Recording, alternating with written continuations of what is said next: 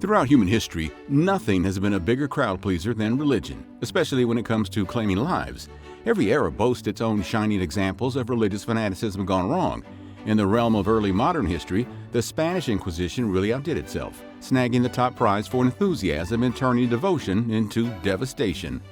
For nearly 400 years, the Spanish Inquisition truly excelled in two areas: spreading Catholicism and becoming the gold standard in punishing non-believers, because nothing says devotion quite like a side of torture. First off, the Spain Inquisition wasn't just a hit in Spain. Oh no, it had to go global. It kicked off in Spain around 1469 thanks to Ferdinand and Isabella, who unified the country and thought, hey, let's force everyone to convert to Catholicism, and then we can punish, banish, or eliminate those who resist. Fun times. That continued for centuries. But why limit such a great idea to one country? Portuguese King João III, reigning from 1521 to 1557, thought he'd get in on the action too. He turned Portugal into a colonial juggernaut, but not in a good way.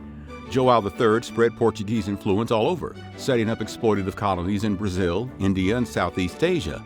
And if launching the Atlantic slave trade wasn't enough, he also loved forcing Catholicism on people. He was a busy king. In 1536, thousands of forcibly converted Jews were booted out of Spain and found themselves in Portugal, where things were not any better. João III appointed the first Grand Inquisitor, Diogo da Silva, because every king needs a Grand Inquisitor. In 1540, they held their first trial, calling them auto de fés, Portuguese for acts of faith. Cute, huh? These were basically public humiliation rituals where anyone accused of not being a true Catholic or dabbling in witchcraft, sorcery, or anything else the officials didn't like had to apologize or face some creative punishment. The accused got to wear special outfits to indicate their fate. There were 3 types of outfits, each spelling out a punishment. A samarra with dragons, devils, and flames meant you might be set on fire. A fuego revolto with downward-facing flames meant you'd be asphyxiated instead. But if you had a red cross on your shirt, you could exhale. You were a San Benito, which meant you'd only have to do penance and avoid the grisly fate of the others. How merciful. Eventually, the Portuguese got bored of tormenting people at home and exported their Inquisition to their colonies. Brazil and Goa, India were next on the list. In Goa, Hindus and Muslims were converted en masse because their worship was seen as idolatry. This forced Catholicism continued until 1812, and by the end of the 17th century, Goa's population of 250,000 was whittled down to less than 20,000 practicing Hindus or Muslims. Much of what happened during the Portuguese Inquisition is a mystery. Things were done in secret, documents were destroyed, or later administrations decided to sweep everything under the rug. And then there was a dictator, Antonio de Oliveira Salazar, who ruled from 1932 to 1968 and made sure any hints of Portuguese misdeeds were thoroughly suppressed. Nothing like a good cover-up to keep history looking squeaky clean. Inquisitions of other religions were a thing even before the Spanish Inquisition decided to become a global sensation. Jewish people in Europe between the 13th and 16th centuries had front-row seats to all kinds of persecution. In 1290, King Edward I issued the Edict of Expulsion, essentially telling the entire Jewish population of England, thanks for playing, but Christianity's our new favorite, so you gotta go. This edict stuck around for a casual 350 years. Those who thought Spain might be more welcoming soon found out that after the bubonic plague hit the Iberian Peninsula in 1348, Catholics decided the plague was the devil's work, and clearly assigned to cleanse Spain of non-Catholic influences. Naturally, Jewish people were the scapegoats. Things really ramped up with forced conversion starting in the late 14th century. Jews who converted to Catholicism were called conversos. Many of them did a great job of pretending, saying they had accepted Jesus while still practicing their Jewish faith behind closed doors. These undercover Jews were called crypto-Jews, and the Inquisition officials were definitely not fans of their secret double lives. On top of that, once these conversos claimed to be Catholics, they could suddenly participate in the social and political scenes, much to the dismay of the original Catholics, the OCs, who loved a good anti-Semitic grumble. This led to a delightful series of pogroms across Spain in 1391, also known as the Butchering of 1391. This cheerful wave of anti-Semitism led to widespread violence against Jews in different Spanish cities. Many were forced to convert, others met more permanent solutions. Spain, which at one time had one of the largest Jewish populations in Europe, saw its numbers drop dramatically. And it only got better. In 1492, 200,000 Jews were expelled from Spain. Now many of them fled to Portugal, where they really enjoyed the familiar routine of forced conversions, punishments, executions, or exiles. Those who fled to the Americas found that the Inquisition had packed its bags and followed them across the ocean. Muslims had their own version of this fun.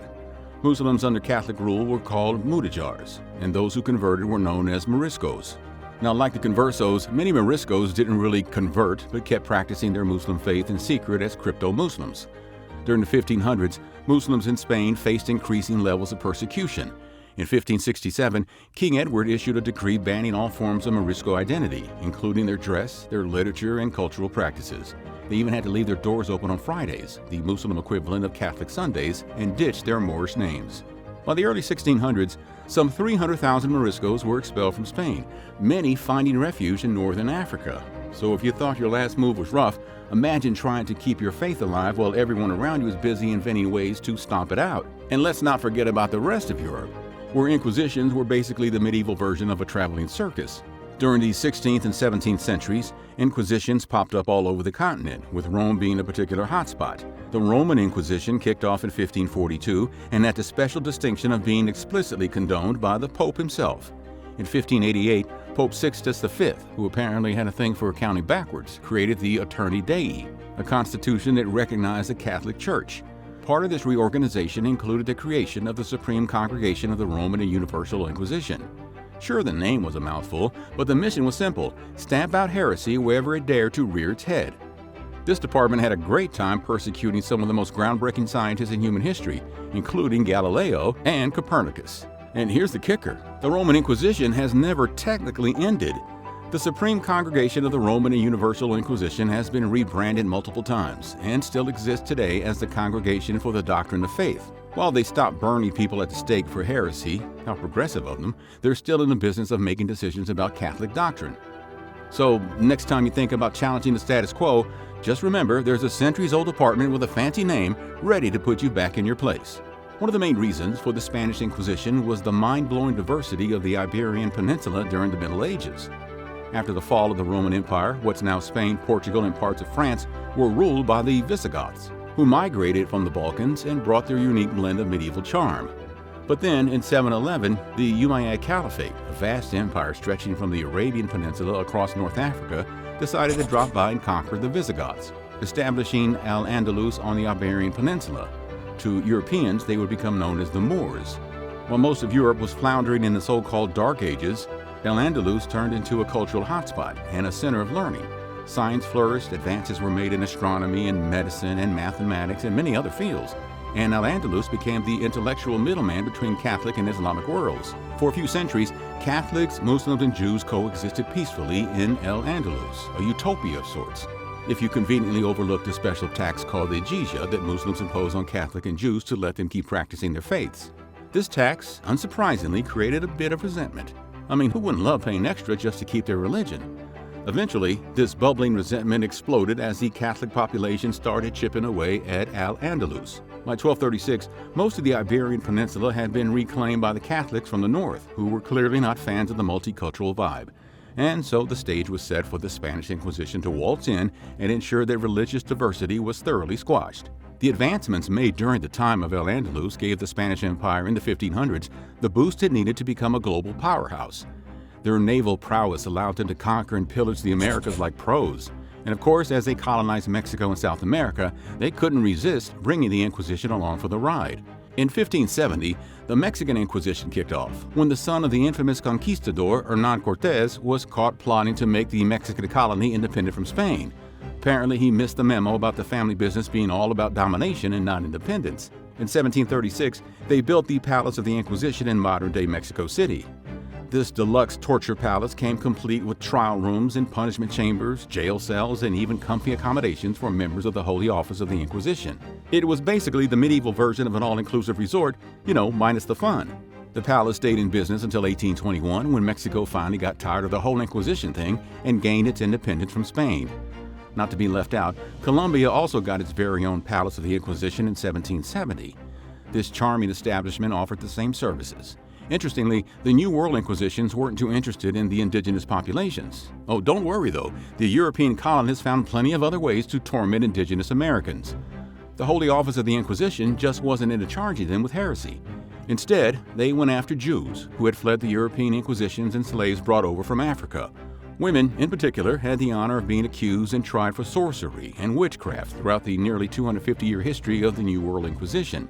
The Spanish Inquisition lasted for what feels like an eternity, nearly 400 years, from 1478 to 1834. Think about this. That's almost 4 centuries of "Are you a heretic?" parties. We have records of about 67,000 trials, but there were definitely more that didn't make it onto the Inquisition's greatest hits album. Here's a fun fact. Studies show that places in Spain with more inquisitorial trials and thus more persecution have lower GDPs. Surprise, surprise, these areas also have lower levels of education and less trust among people. So the moral of the story? The more persecution you have, the less trust you have. The less education you have, the less money you make. Who knew that centuries of paranoia and witch hunts were not good for economic growth?